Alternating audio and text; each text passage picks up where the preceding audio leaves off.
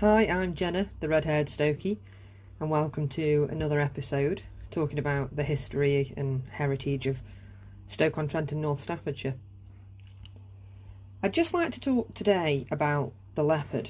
I know that a lot of you have already read the article, and obviously I went back because it's been 2 years now. We're at the beginning of 2024, and it's been 2 years since the fire, which was January 22. And not much has changed. It's still a shell. It's got scaffolding up. I know that the people that own it are trying to put planning permission in for houses, but we're still unsure whether the facade at the front is going to be saved. I appreciate that not much else is going to be because the structure at the back, if I'm honest with you, I'm not sure how it's still standing up after all these winds. But yeah, I mean, it's the end of another heritage building, lost to fire. It just seems to be the way, doesn't it, in Stoke-on-Trent? But the Leopard has been a social hub in Burslem for well over 300 years. So I thought what I'd do for this podcast is just go back and look at the pub's history. You can go and check out the blog post on my website, which is theredhairedstokie.co.uk. But I thought I'd turn it into a podcast so people can listen to it, because not everybody wants to sit and read for 20 minutes for half an hour. So the Leopard Hotel the origins of the pub start in the 1700s. Now there aren't really many early records of the pub, so what I have found might not be 100% correct, and if anybody does have any local records, any early records, I would love to see them. I am struggling with my research a little bit because obviously Stoke-on-Trent and Staffordshire County Archives are closed at the moment. They're doing a big move and making like a history centre, so I'm hoping it's going to be better. I'm hoping it's going to be easier to access the archives and things. Fingers crossed. But yeah, what I found on the history of the pub is pretty much all I think that is out there. So what I found is that in 1711, Alan Wedgwood, who, yes, is a relation of the Wedgwoods. She was a distant cousin of Josiah Wedgwood, and she purchased the 2 cottages that were either side of her cottage. Now, these cottages were built in the early 1600s, and Alan knocked both of them through to her own to create one big, large space, which she then used to establish an inn, which she called the Leopard. Now, there is a map from Enoch Wood. He made a map of Burslem in like sort of 1750, and Alan's Leopard Inn is actually on this map, comprised of the 3 cottages, and it's marked on the map with the number 6. And like I said before, if you go to my website you can have a look. I've put the map on there. So that's the earliest concrete evidence that I found of the age of the Leopard. So we're talking 1750 at this point. And as we trickle down through the years, there's not a lot that happens between it becoming an inn, really. Over the next few years, people just go in and drink, I'm assuming. But the moment that's most remembered at the Leopard is the very famous and well-recorded meeting between Josiah Wedgwood, James Brindley, Erasmus Darwin, and Thomas Bentley. And this meeting was to discuss the creation of the Trent and Mersey Canal. And the first sod of this was cut by Josiah Wedgwood in 1766, and Brindley carried it away in a wheelbarrow.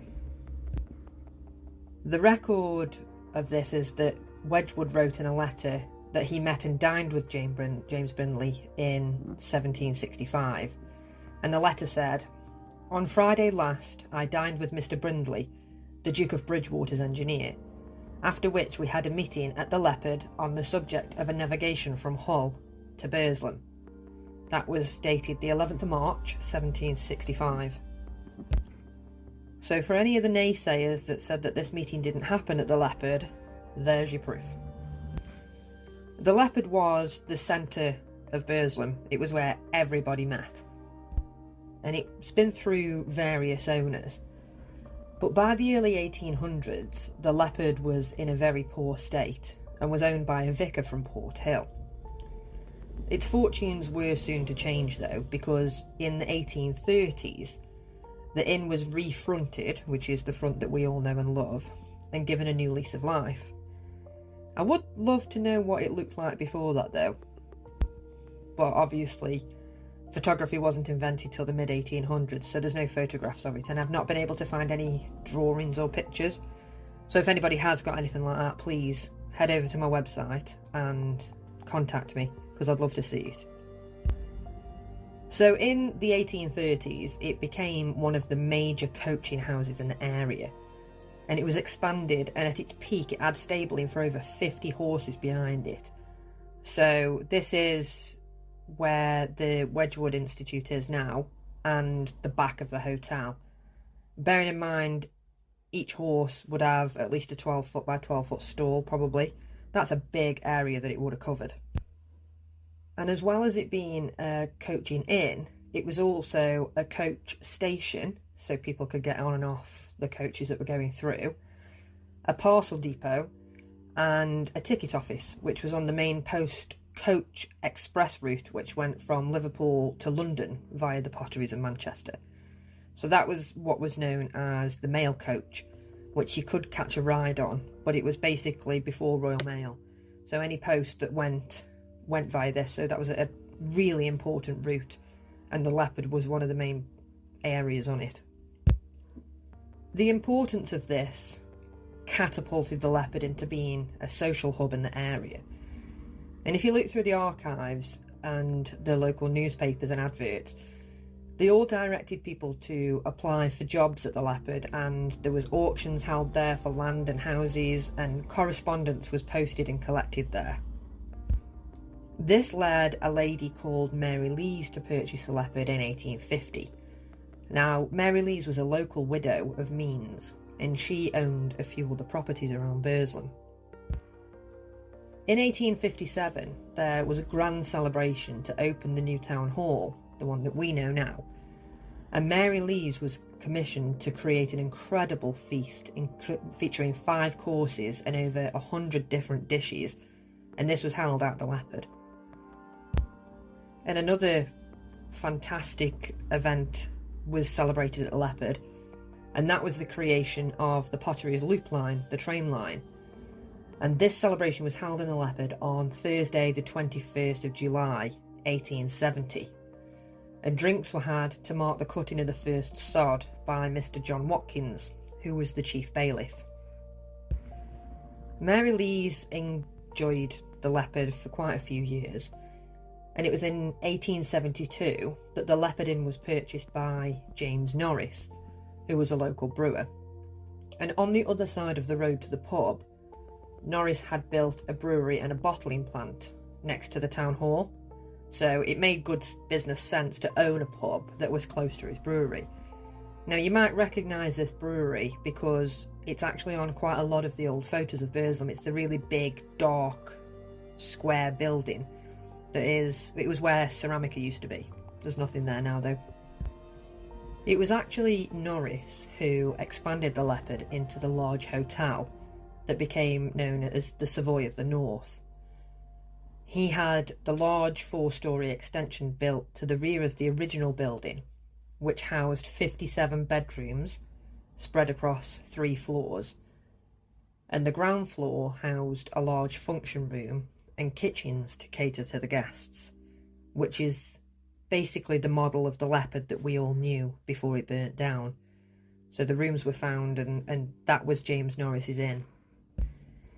The toilets, as we know, were downstairs, and this is when the alleged tunnels were dug under the road to transport the beer directly from the brewery across the road to the pub. Now, we have to take tunnels with a pinch of salt. You know me, I love a rumour about a tunnel as much as an ex-person, and I'd been down into the cellar in the Leopard many, many times. I've even been down into the cellar of the town hall, and there is evidence of tunnels down there. I'll make a post about that another day. But the problem is, what would be the advantage of digging under the road when he could just roll them across the road? Digging under that road wouldn't have been a small feat of engineering. But then, was it a busy road? Would it have been easier? I don't think we're ever going to know the answers to these questions, but I'll never stop looking and trying to figure it out. The new Leopard Hotel was soon one of the leading hotels in the area, and many famous and influential people of the time stayed at the hotel, including H.G. Wells in 1888. But this newfound fame and fortune were not to last. By 1901, the census for the area for the Leopard shows that the licensee was Mr. Thomas Amson and his wife Helena. And by this point the hotel was still a social hub for the area and a good employer, as is shown by the servants and workers on the census over the last few decades. There was housemaids and cooks, ostlers for the horses, waitresses, barmen, and much more. And the hotel was an extremely busy and well-known place to stay, to go out for a meal, or even just to call in for a pint. But on the 4th of November in 1910, at around 2:30 in the afternoon, a fire was discovered by a local policeman that was working his beat in the marketplace. And at this point, the landlord was Mr. George Popple, and he lived at the hotel with his wife, Bessie. And there's an article in the Lowminster News on November the 4th, 1910, and I'll read the article out now, but it is on the website if you want to go and take a look. It says, "Hotel on fire. 5 women rescued from an upper window. Hanley, Thursday night. An outbreak of fire attended by exciting scenes occurred early this morning at the Leopard Hotel, Burslem.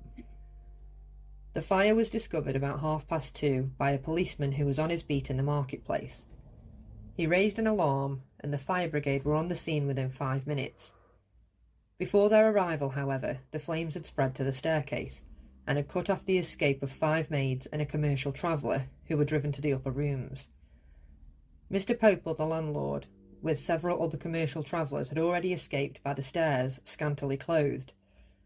One of the travellers, who was clad only in his shirt, rushed through the smoke at great risk of suffocation, but a barman, who also escaped through the flames, was badly burned. The flames had made considerable headway before adequate help arrived, and the terror-stricken maids had assembled at one of the upper windows in such a condition of panic that they were actually preparing to leap into the street when the fire escape arrived. With all possible speed, the ladders of the escape were run up against the window, and the rescue worker, Fireman Phillips, who ascended one of them, was watched with breathless interest by the crowd which had assembled. Phillips succeeded in calming the women, who were then wrapped in blankets and carried safely to the ground. Shelter was afterwards found for them in the police station.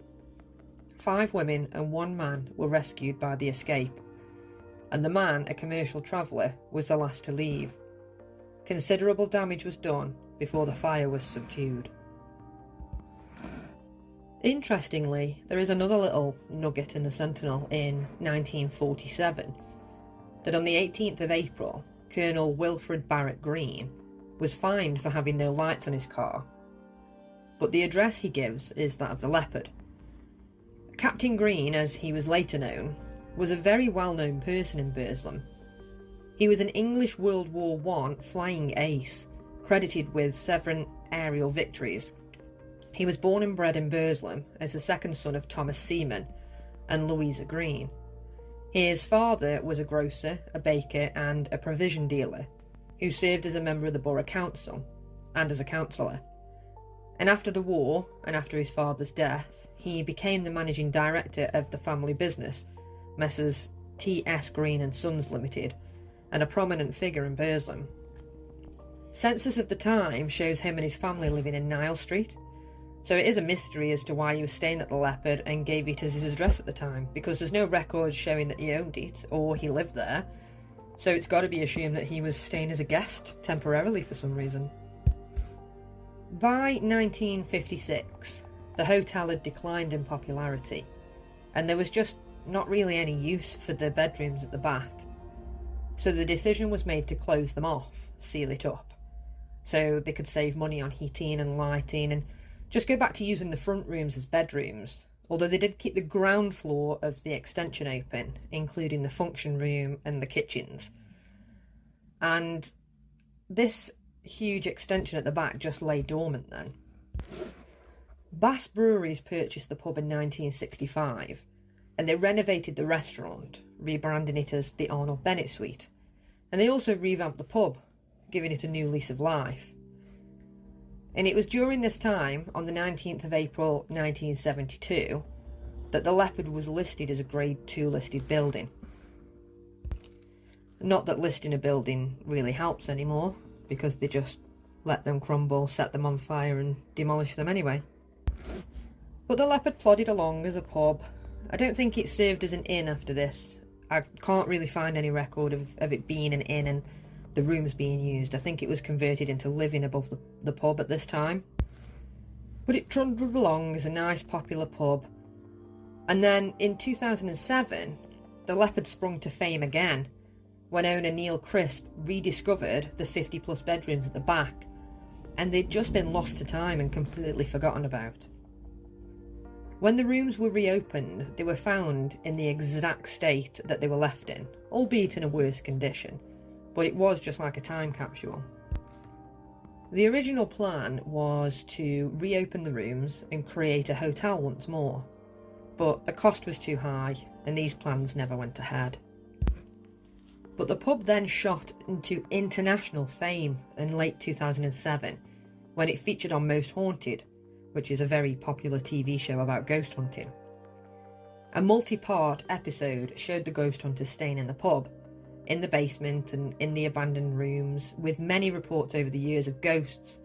This exposure led in a huge rise in popularity for the pub. Ghost hunts became a popular pastime, and people came from all over the country to dine and drink at the pub, and even to stay overnight in the derelict rooms and cellar. This was the best thing that had happened to the pub for many years, because it was once again a social hub for the area. It became well known for its good food, its friendly staff, and its rise into a great live music venue. Local bands and musicians, comedians and parties were regulars in the function room, which was on the ground floor of the real extension, and the pub enjoyed many years of being a warm and welcoming place once more. In 2013, there was a £1 million project which helped to restore the Leopard, including roof repairs, structural repairs, historic fabric restoration and floor space brought back into use. The Leopard had £215,000 invested into it.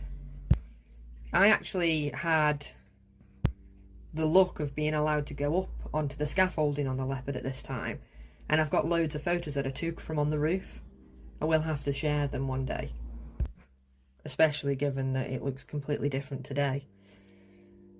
But the onset of the pandemic in 2020 followed with a downturn in Burslem's nightlife and lack of funding for shops, facilities, and it killed many businesses across the UK, but it meant that unfortunately the Leopard never again reopened its doors.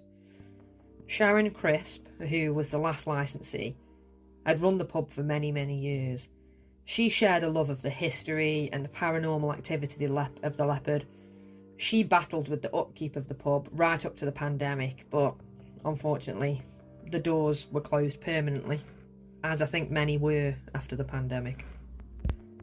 And this is where it all starts to go pear-shaped, to be honest, because in 2021 the pub was sold to a developer, Denitz Investments Limited, which purchased it for £222,000 on January the 22nd, 2021. And don't we all know what happens to listed buildings when private developers get their hands on it, especially private developers from out of the area? Denitz Investments is based in Cheadle-Hulme in Stockport, and it's got two directors, Danny Singh and, I think I'm pronouncing this right, but Yaganit Rathore, I might not, who are also the directors of their sister company, Denitz Developments Limited. And according to its website, it's an experienced and proven property developer in the Northwest, which covers every aspect of property developing from sourcing, buying, planning applications to full refurbishments, lettings and sales. The plan for the pub was to restore the rooms in the back and convert them into luxury apartments, and to reopen the pub at the front with a new licence. Now obviously everybody got a bit worried when a private developer bought it, so there was a community group, our Burslem, and they managed to get Stoke-on-Trent Council to approve on the 17th of February 2021 that the building was now an asset of community value, it's the first pub in Stoke-on-Trent to be awarded the title, and it was supposed to offer it some protection. But no, lo and behold, it's almost like everybody can see into the future, because on the 17th of January 2022, police officers found a large cannabis farm in the pub, and it was said that it posed a significant fire risk to its pub and its neighbouring buildings. Never was a truer word spoken, because on the 22nd of January, a huge fire tore through the beautiful historic building, and the blaze burned for hours with over 40 firefighters tackling it. The building has been left in a complete state of ruin. Is it going to be saved? Is it going to be demolished? Is it going to sit empty and ruthless for another 10 years before it gets demolished and some horrible houses or big grey office buildings built in the place? I really hope it can be saved and restored in some way. Time will tell, but our city does not have a very good track record where buildings like this are concerned.